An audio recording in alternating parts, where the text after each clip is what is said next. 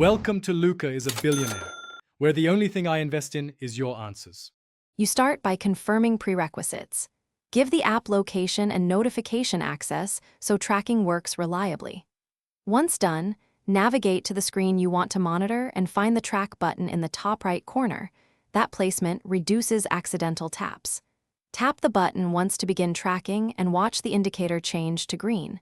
You should see a brief status toast confirming active tracking. This immediate action starts the session and ensures the system logs events from the first second.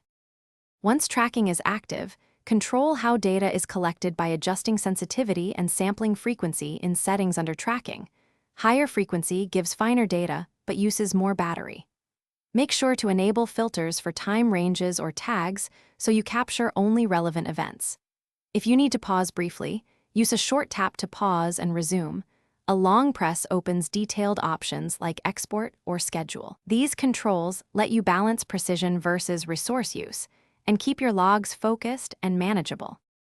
To finish, stop tracking and save the session so data is sealed, then export logs in CSV or JSON for analysis. Make sure to verify timestamps and location accuracy before sharing, because mismatched clocks or low accuracy fixes can skew results. If tracking fails, first toggle app permissions and try again.